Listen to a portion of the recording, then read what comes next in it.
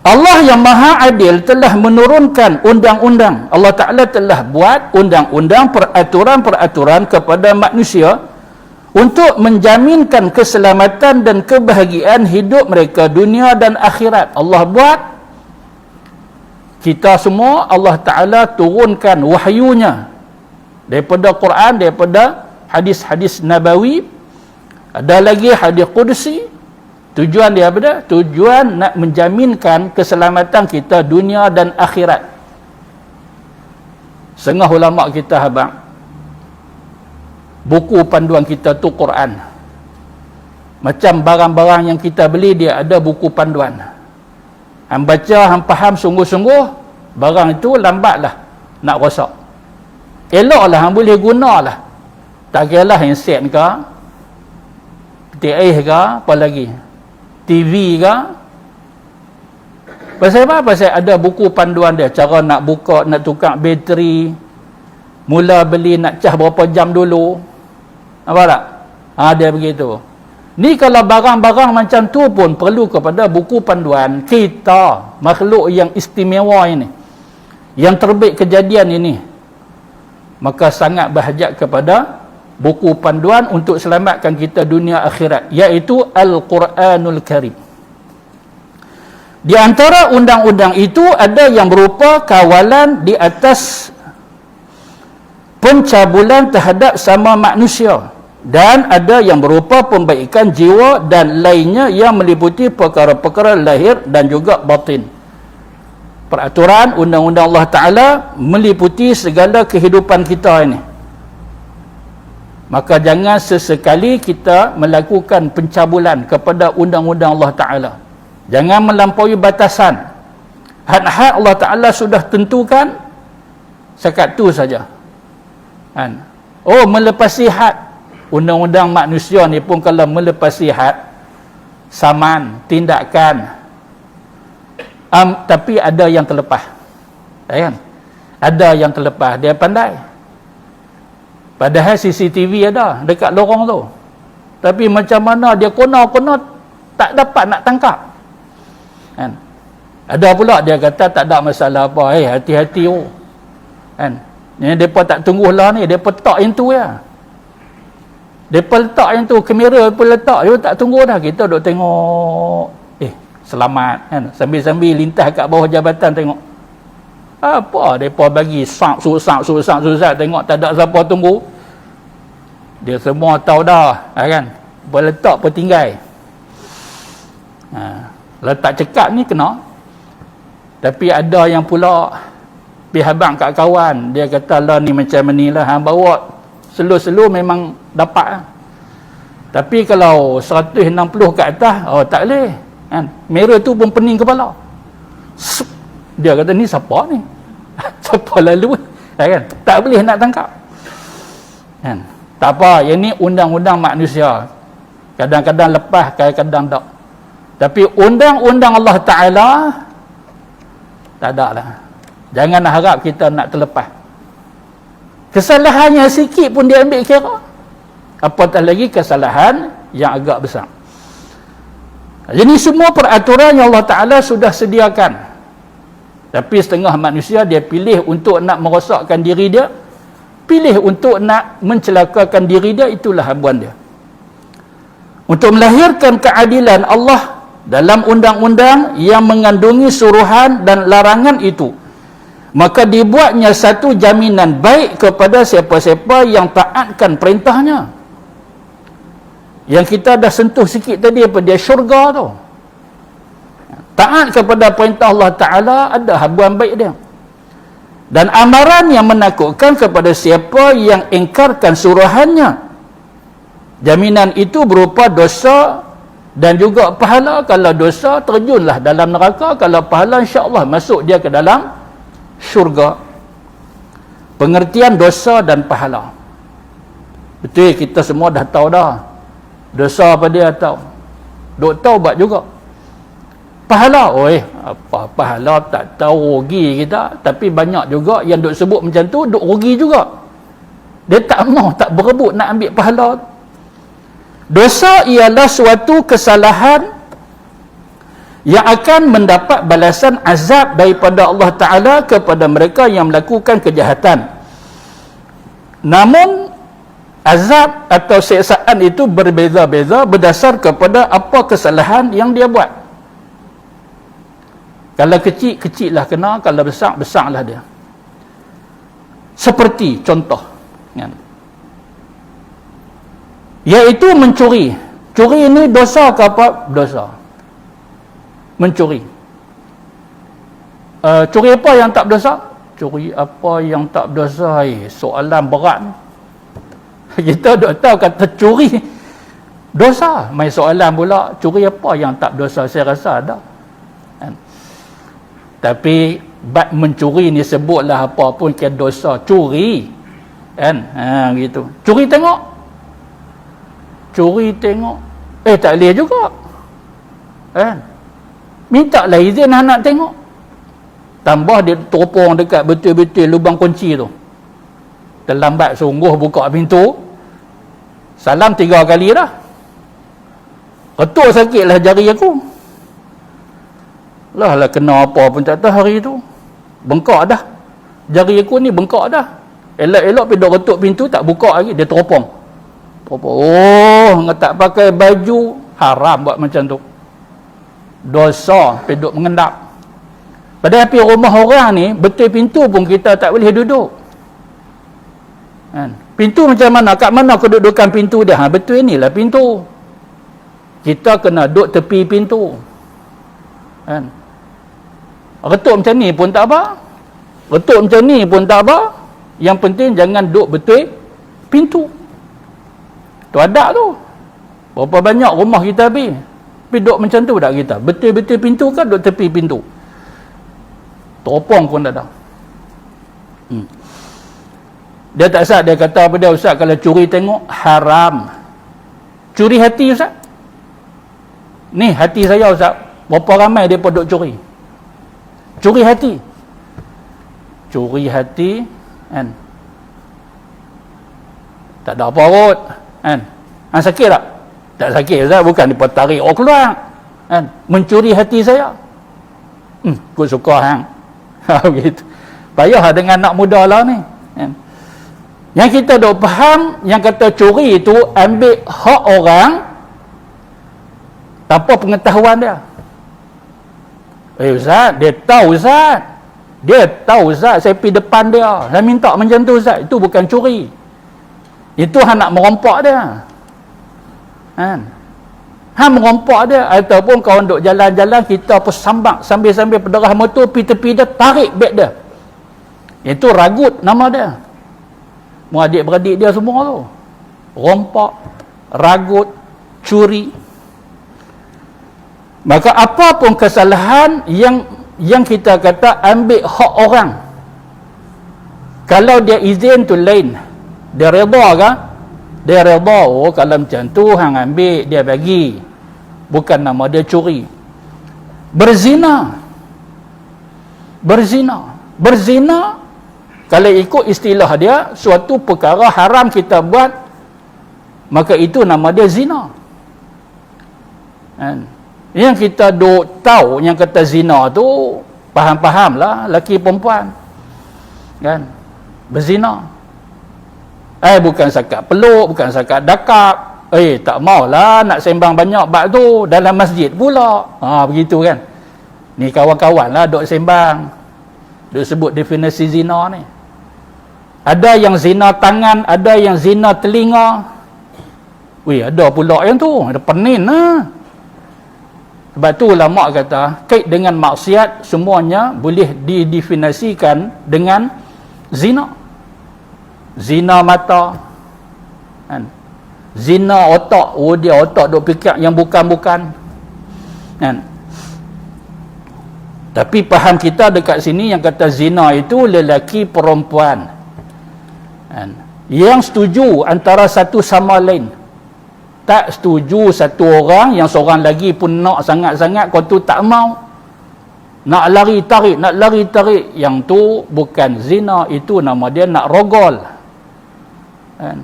Definisi kena tahu. Rogol apa dia, kan? Zina apa dia? Bagus ke? Tak. Hukum dia haram, nanti tunggulah balasan yang setimpal. Tapi kalau dia bertaubat dengan taubatan nasuha, biar berapa orang yang dia zina sekalipun, kan? Berapa ramai yang dia rogol sekalipun, tapi Allah Ta'ala sayang ke dia, dia insaf, dia bertaubat, betul-betul komplit syarat-syarat taubat yang dia buat. Habis. Tak usah duk dengki lah kita, kan? Duk dengki pasal apa? Akhir kalam dia Allah. Tapi dulu teruk sungguh perangai dia, jenayah yang bukan-bukan. Tak nak kira ni berapa kesalahan dia, tapi dia taubat. Duk tak lampah taubat pula, akhir kalam dia Allah.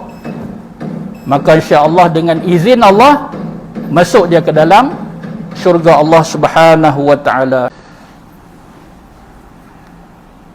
Jadi kesalahan yang akan mendapat balasan azab siksa, contoh dia iaitu mencuri, berzina. Tuan-tuan, kalau kita lihat dalam Quran, susunan Allah Ta'ala ni cukup menarik. Kita ambil contoh mencuri. Apa Allah Ta'ala sebut dalam Quran? As-sariqu was-sariqatu faqta'u aydiyahuma jazaa'an bima kasaba. Pencuri lelaki, pencuri perempuan, sabit kesalahan saja, kedua tangan mereka akan dipotong. Faqta'u aydiyahuma as-sariqu was-sariqatu. Allah sebut tentang pencuri, tak lelaki dulu. Lepas tu was-sariqatu, ada ta simpul itu, bermaksud orang perempuan. Pasal dua-dua ni pun mencuri. Orang lelaki pun ada yang mencuri, orang perempuan pun ada yang mencuri. Tapi majoritinya, maka orang lelaki lebih daripada orang perempuan tu susunan. Ayat yang seumpama macam ni bila Nabi baca, nak kata Nabi reka kah? Nabi ni seorang yang ummi, yang tak boleh tulis, tak boleh baca, tapi ayat-ayat yang menakjubkan. Orang terima kata, hey, benar Muhammad ni pencuri lelaki, pencuri perempuan, kan? Ni kata Quran. Kalau zina, berzina, contoh yang ada kat kitab ni, yang kata dosa kesalahan ni zina. Kalau zina pula, Allah sebut perempuan dulu. Az-zaniyatu waz-zani. Penzina perempuan, penzina lelaki. Orang lelaki ada tak zina? Tapi siapa yang paling ramai? Perempuan. Bahkan perempuan ni penyebab biasanya. Jadi sebab itu turun ayat supaya orang perempuan ini, khususnya muslimah lah, tutup aurat elok-elok, daripada atas kepala tutup sampai ke bawah dada, kelilin. Tak boleh nak bergaul dengan orang lelaki, percampuran bebas, tak boleh ikhtilat, tak boleh. Tujuan dia apa? Untuk selamat dia dan semua. Tapi mai dengan pakaian ketat, belah sana belah sini, kan duit tak ada, duit banyak.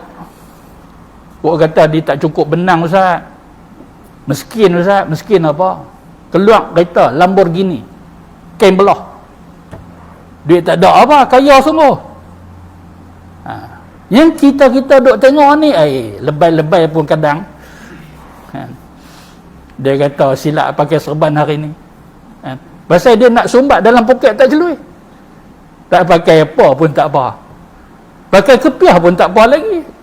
Boleh sumbat kat poket, main dengan serban ni, habislah rezeki aku. Duk kata macam tu kat hati teruk lah. Allah tahu, dia tak malu kat Allah Ta'ala. Allah Ta'ala mengetahui apa yang berbisik di hati dia. Tengok betapa hebatnya ayat Quran bila kita tadabbur.